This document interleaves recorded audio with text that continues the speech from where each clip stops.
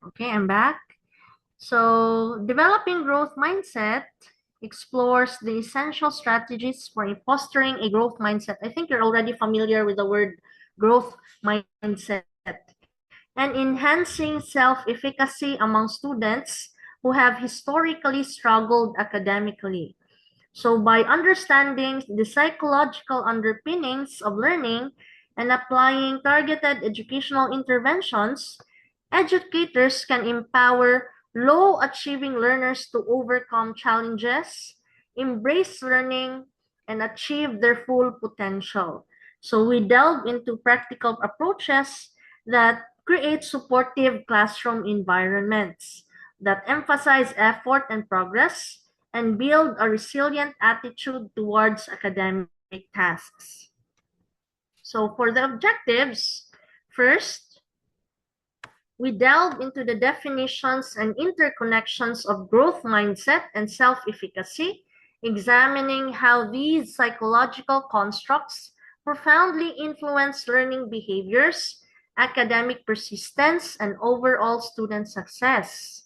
Second, we explore the specific obstacles and psychological barriers frequently encountered by low-achieving learners. We have those low-achieving learners and analyze how these existing mindsets, like the fixed or growth-oriented, significantly shape their responses to academic setbacks and influence their eventual outcomes. The third, we will identify and articulate concrete, evidence-based instructional strategies and classroom practices that educators can immediately apply to cultivate a robust growth mindset and effectively boost self-efficacy in all students, particularly those who are low achieving. So now, what is a growth mindset? So a growth mindset actually is popularized by Carol Dweck in the year 2006, which is the profound belief that an individual's intelligence, talents, and abilities are not fixed traits, but can be significantly developed and enhanced through dedication, hard work, and effective learning strategies. So this perspective emphasizes the malleability of the brain and the potential for continuous improvement. So here's the challenge, dear educators. How can we cultivate a growth mindset for our learners, especially those who are low achieving or those who are struggling? So students who possess a growth mindset exhibit distinct behaviors. So they actively embrace challenging academic tasks as opportunities for learning and growth rather than avoiding them out of fear of failure. So yun daw yung bata na may growth mindset, hindi sila takot na mag-fail. Hindi sila takot magkamali. I hope all learners are like that because I think learners who are low achievers, yun pa yung takot na ma-fail, yun pa yung takot na magkamali. So yun.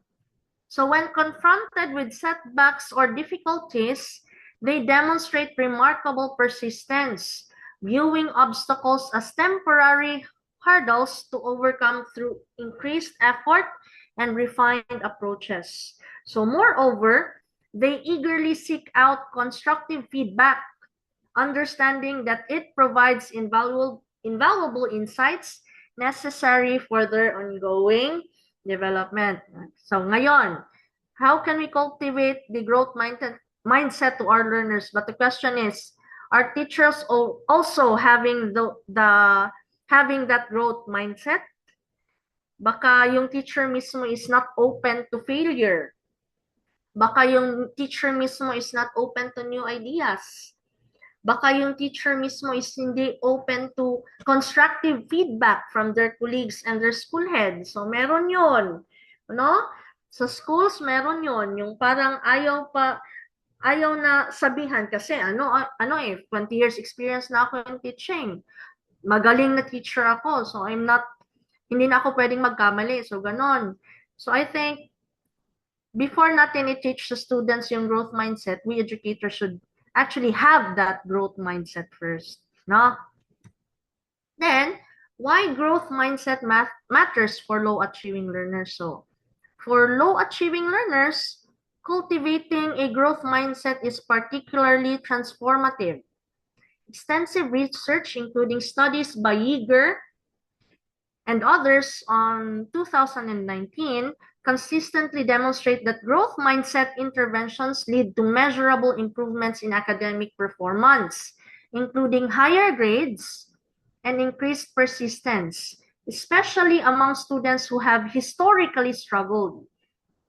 So this is because a growth mindset provides a framework for viewing past failures not as evidence of inherent inability, but as opportunities to learn and refine strategies, thereby fostering a more positive and productive approach to learning. So challenging ano? How can we cultivate a growth mindset to our learners na it's okay to make mistakes? Now, their mistakes is actually an avenue for them to improve, and their mistakes in the past can actually be a trigger for them to be better in the next lesson. So, ganon sana. I hope all learners are like that and all teachers are like that. So, furthermore, a growth mindset can be a crucial tool for empowering marginalized students to navigate and overcome systemic barriers within educational systems. So, by fostering resilience and encouraging the adoption of adaptive learning strategies, it equips them with the mental fortitude to confront challenges that may arise from factors beyond their individual control. For example, yung poverty, it's beyond their individual control, but you can cultivate in their minds that if we value education, we can actually overcome the hardships that we are experiencing right now. It will be more fruitful and more, more fruitful when we achieve success kung graduate na. So, ganon. Kasi kung ating i-mindset na if you're poor now, magiging poor din forever, parang ang bata is madedemotivate to go to school. So, kung gano'n naman lamang, sige, magtatrabaho na lamang in an earlier age, yun. Pero if we actually teach them to resilience in confronting challenges that they are experiencing in the present, I think they're actually be more motivated to continue their education up to college.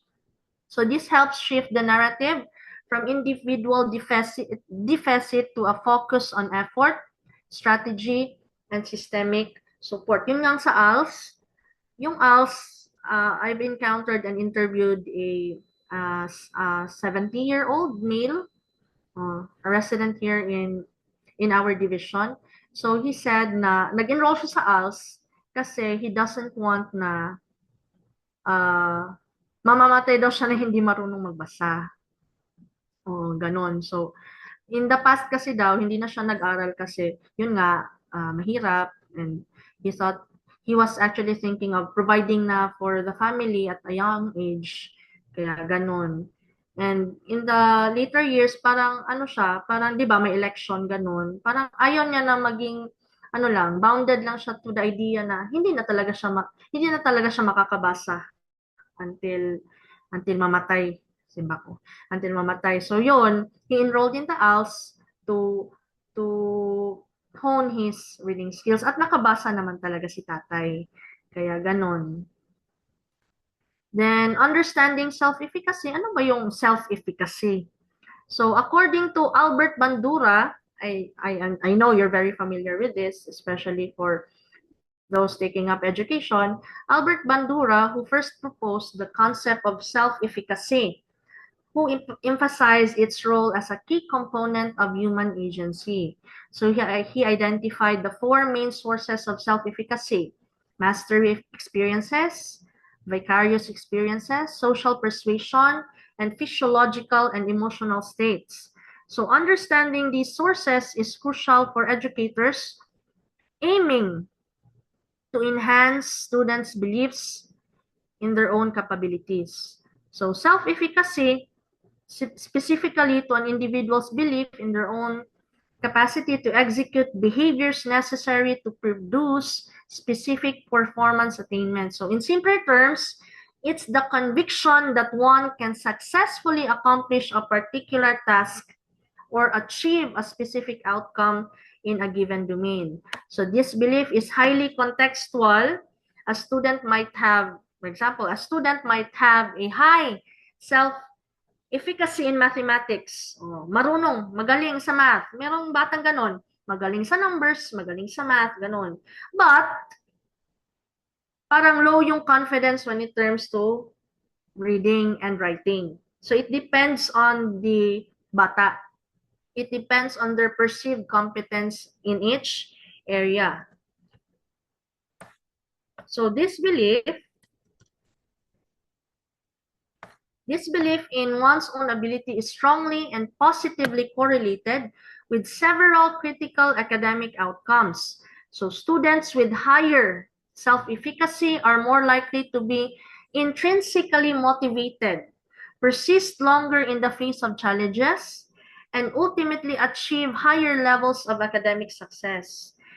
They set more ambitious goals, are more resilient to setbacks, and use more effective learning strategies. And I think in the modern era, in the Gen Zs and millennials, I think as educators, we are actually very influential in teaching them about resilience and in being mentally strong in the midst of problems. Kasi yung mga bata ngayon, parang kung may maliit na setback, nag-a-anxiety agad, nagiging depressed, at saka parang meron ng mga suicidal tendencies. I'm sorry for the term. Siguro factor din siguro itong social media because there are rampant news about learners attempting suicide just because na-fail sila in a particular subject. Ganon, parang I think we should actually shift that mindset to learners na dapat we should be mentally strong. Important talaga yung mental health. Na emotionally, we are not actually aiming to produce intellectually intelligent learners, but also we are aiming to produce emotionally intelligent learners. So ganon, parang nagiging rampant kasi na lang kung lalaki na sila in the real world, mas marami pang problema ang may encounter nila. So if maaano na sila on just failing a certain grade, parang in failing a certain subject, paano na lang kung in the real world setting na magkakaproblema sila? I don't know how they can survive. So yun. Crucially, a growth mindset provides a foundational support for the development of self-efficacy. When students believe that their intelligence and abilities can grow through effort, it naturally reinforces the idea that their efforts will lead to tangible improvement and mastery. So this synergistic relationship means that fostering a growth mindset creates the cognitive groundwork necessary for students to develop robust and realistic beliefs in their own capabilities, empowering them to tackle new learning challenges with confidence. So, ano ba yung challenges ng ating low achieving learners? So, low achieving learners, ano ba yung mga challenges ngayon ng mga low achieving learners? They actually often find themselves trapped in a detrimental cycle of repeated academic failures. Yun nga, yung bata na palaging nafi-fail, this cycle can deeply erode their confidence and foster a profound fear of new academic challenges. Kaya yung nangyayari, nagda-drop. Tapos, nagtatrabaho ng maaga. Then, ayun, nagpapakasal din ng maaga, nagkakaroon ng pamilya, so ganun. Pero at least meron na ngayong ALS. They can really go back to ALS. Pero I'm not encouraging that. So in our end, kasi parang sometimes biniblame nila yung teachers eh. Pero yung teachers naman, nagigive naman ng best. So, siguro ang kailangan lang talaga nating gawin is ito, to develop a growth mindset that setbacks and mistakes are normal in doing better and in continuous improvement. So each failure reinforces a sense of inadequacy, leading to learned helplessness, a state where students believe that their efforts will not lead to success, regardless of how hard they try. So this can manifest as apathy or a lack of engagement or an unwillingness to attempt new tasks. So, meron ba kayong mga students na ganyan, dear educators? Just react with a like button.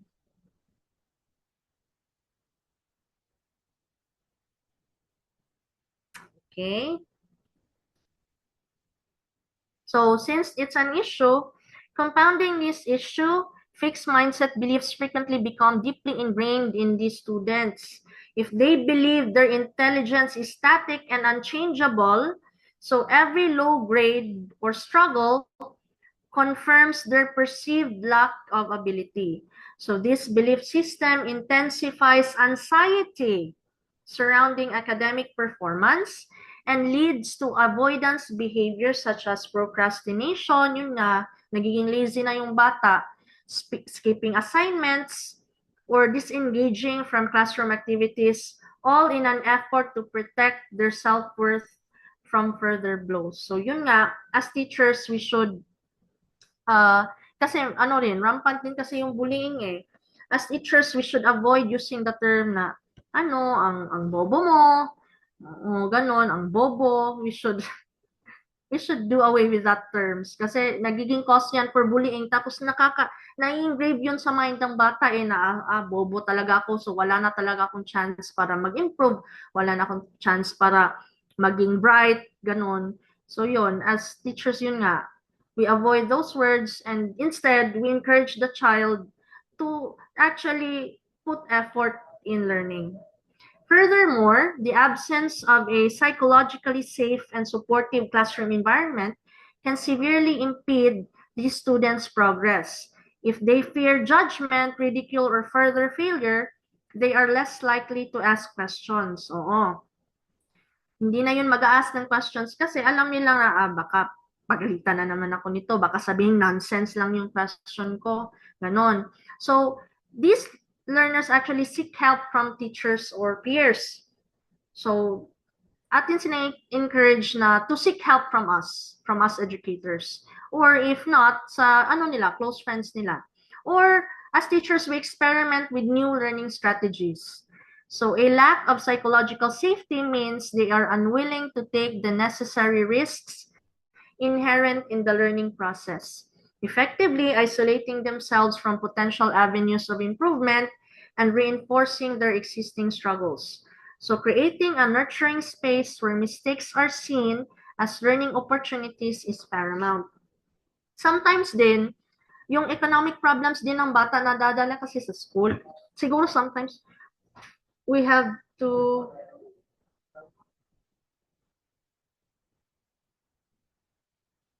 a minute ha. Yes? Okay. Sometimes we have to also understand our learners. Baka yung learners natin walang merienda o baka hindi naka-breakfast, baka kumakalam yung sikmura kaya hindi maka-focus sa lesson, ganun. Or baka may struggles with their families, baka broken family, ganun. So I think we should reach out to the child. We should, in a personal level na siguro, we should know our child, each of them. Baka kasi may problemang dinadala, kasi that's why it's hard for them to focus and learn in class. And then, evidence-based strategies to foster growth mindset. Paano? We teach them brain plasticity. Ano ba yun? Gagawing plastic yung brain? So, explicitly educate students about the science of neuroplasticity or how the brain changes and grows with learning and effort. effort. So we use analogies like muscles growing stronger with exercise to illustrate that intellectual abilities are not fixed, but can be developed through deliberate practice and persistence. This demystifies intelligence and empowers students by showing them their brains are trainable, no? And then we also praise effort and strategy. We praise effort and strategy. So shift praise from innate ability, you're so smart, to the effort, strategies employed, and tangible process like, I see you really stuck with that challenging problem and your new strategy paid off. So this reinforces the idea that success comes from controllable factors. Also many controllable factors like effort and effective methods rather than fixed rates. So this encourages students to apply themselves more. And then we model learning from mistakes. We share our own experiences with struggle. I-share natin sa mga bata yung mga struggles din natin as a student na nakaka-commit din tayo ng mistakes, and ano yung process ng pag-overcome natin ng struggles at ng mistakes. It actually inspires them. So this vulnerability, opening up our vulnerable side to our learners, normalizes setbacks and demonstrate that even experts, kasi yung tingin ng mga bata sa inyo, teachers are experts eh. Mas nakikinig pa nga yan sa inyo kaysa sa mga magulang. So this perceives that if you actually show them vulnerability, they actually think na, kahit pala yung teacher namin, she actually made errors also from the past and eventually learned from them. So, ganon. So, we walk students through your thought process when problem solving, highlighting the strategies you use, paano mo na-overcome, ano bang ginawa mong strategies, and the persistence, yun. Yung attitude mo, anong attitude ang ginawa mo para talaga mag-persist at makuha yung solution to the problem. And then, we provide mastery experiences. We design learning tasks that offer structured opportunities for incremental challenges and demonstrate mastery. So we break down complex tasks into smaller, manageable steps, allowing students to experience success at each stage. This builds their self-efficacy brick by brick as they accumulate evidence of their own capabilities and progress over time. So, yun. So, paano ba para ma-promote yung growth mindset? Of course, we create teachers, we create a supportive classroom environment. So, a psychologically safe classroom is fundamental for fostering both growth mindset and self-efficacy. So, normalizing struggle and failure is a cornerstone of this environment. So, I'm emphasizing normalizing struggle and failure. So educators should explicitly communicate that mistakes are not indicators of a lack of intelligence. So, baka naman kayo din teacher sabi, marong lang isa, bobo. Ay, bobo ka. Ganon. Hindi. We actually let them communicate that the mistake can actually be better next time. So mistakes are essential and natural components of the learning process. So teachers can achieve this by sharing examples of famous scientists or artists who faced numerous failures before success, like Albert Einstein. He's not a brilliant child when he was still studying. So you can actually use that because they would think, Einstein is actually very brilliant. He's actually the scientist who pioneer this. So actually telling them about the story of Einstein will actually inspire them na, it's actually okay if you progress in a later level. And then by openly discussing their own learning. And then this approach also reduces the stigma associated with errors. So we encourage students to take risks, to be risk takers, and experiment with new ideas without fear of negative judgment. And then, of course, we encourage peer collaboration and constructive feedback. When students work together on challenging tasks, they learn from each other's perspectives and problem-solving approaches. So these structured activities where students provide and receive specific actionable feedback on each other's work help them see that learning is a communal effort and that everyone can contribute to each other's growth.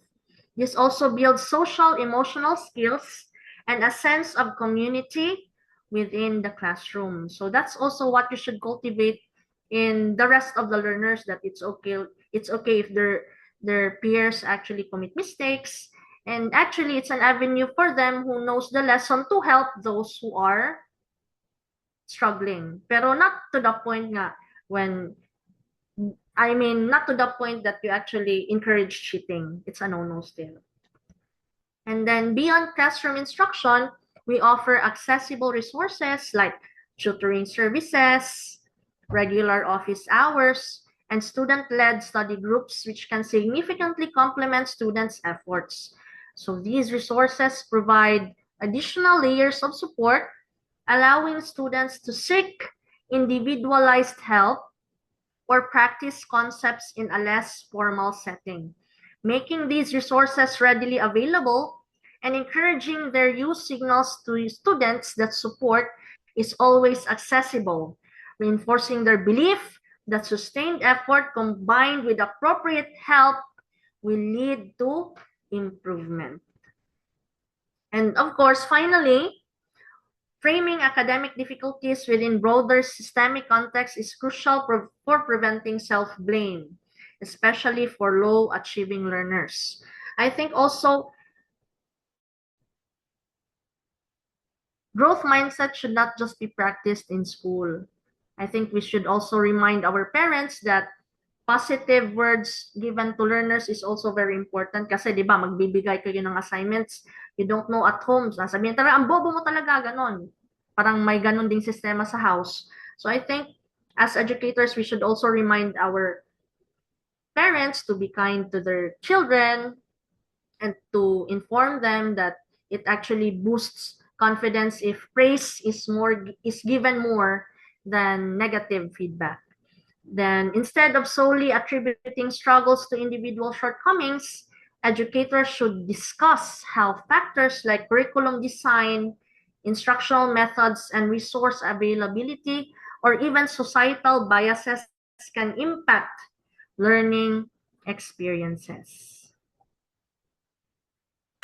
Now, growth mindset intervention impact. So the effectiveness of growth mindset interventions has consistently demonstrated across various educational settings and student populations. So showing tangible improvements in academic outcomes and motivational factors. So these case studies highlight the practical benefits of integrating growth mindset principles into educational practices. So what are these? First, we have online program for high schoolers.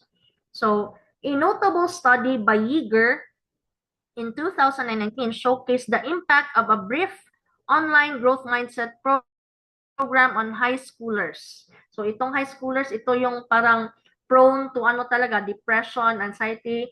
It's actually because of the hormones na din and then peer pressure. So the intervention delivered digitally significantly improved the grades of low-achieving students, specifically those who are at risk of dropping out. So the program helped these students reinterpret academic setbacks as opportunities for growth rather than indicators of fixed ability. So it leads to increased engagement and better academic performance. So what is this online program? It's actually a guidance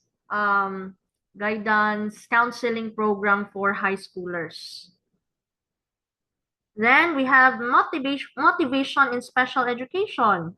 So itong mga students, itong mga nami-mainstream sa regular classrooms, they are actually prone to those who become low achieving learners. So a 2018 study focused on special education students revealed that targeted growth mindset training led to a marked increase in the learner's intrinsic motivation and persistence.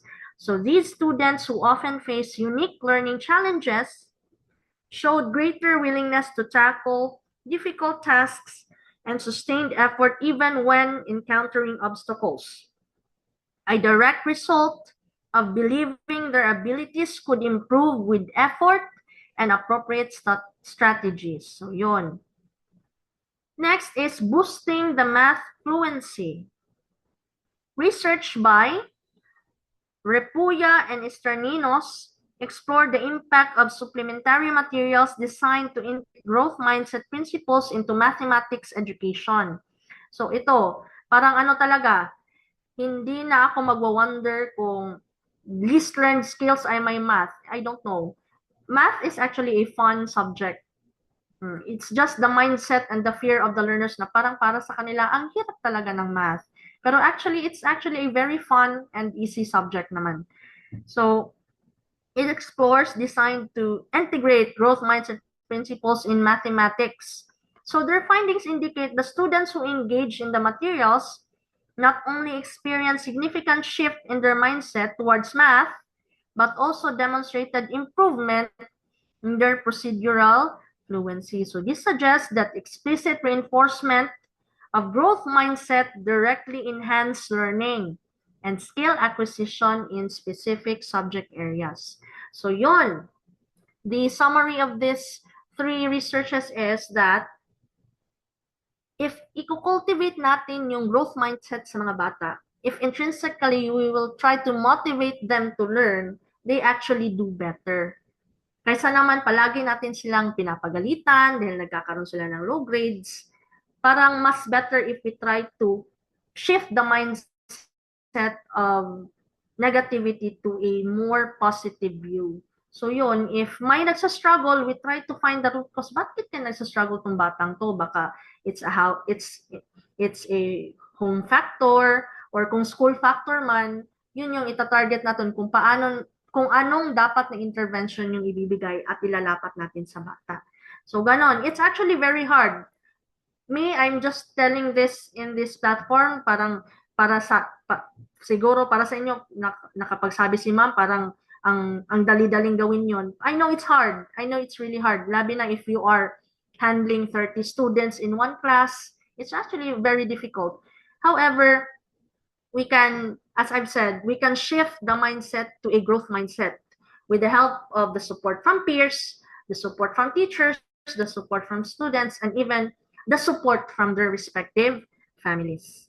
So how do we empower every learner to grow? So my key takeaways, so we use growth mindset as a catalyst, as a trigger. So the belief in one's capacity to grow is fundamental for overcoming academic challenges. And then self-efficacy builds confidence. Yeah, confidence to do the task, confidence to learn, it actually drives persistence and usually and most probably yields successful outcomes. And of course, the educator's pivotal role as teachers, we are central to cultivating these growth mindsets to our learners. We are the supporters to our learners, the motivators. So as they look up to us as experts, they even listen to us more than they listen their parents. Ganon. And then systemic support matters, of course. Addressing broader contextual factors is crucial for equitable growth. So yun yung sabi ko, baka yung problem ng bata, hindi lang nag-stem from the school, baka may problems din sila at home, like hindi regular yung, hindi sila nakakakain 3 times a day, or baka from a broken family, or baka kailangan pa nilang magtrabaho before they come to school, ganon. So I think we should really understand each learner. Kasi kung tayo nga teachers, may problema tayo sometimes at home na. Tapos, tinatry lang natin na hindi pakita sa mga bata. How much more yung mga bata? Iba-ibang yung context nila kasi iba't iba yung families na where they came from. And then in summation, the concepts of growth mindset and self-efficacy represent powerful levers for educators seeking to unlock the full potential of low-achieving learners. So by fostering the belief that intelligence and abilities are malleable and that personal effort leads to tangible improvements, We equip students with the resilience and motivation necessary to navigate academic difficulties. This approach moves beyond simply imparting knowledge, focusing instead on building a profound belief in one's capacity to learn and succeed. So, yun, as educators, we actually play an absolute critical role in transforming our learners' mindset. So yun nga, we cultivate the growth mindset by giving them praise and modeling with comprehensive systemic support from their families, from their peers, and from the community. Ultimately, yun nga, kailangan ma-establish natin yung classroom natin ay psychologically safe and ano siya, supportive.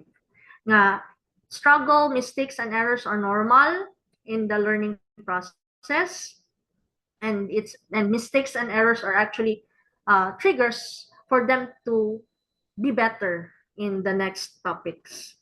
And also, para maging resilient din yung bata, kailangan ipakita din natin na ano tayo, teachers are also resilient because we model resiliency. Kahit may mga problema tayo at home, we actually model resiliency in front of our students.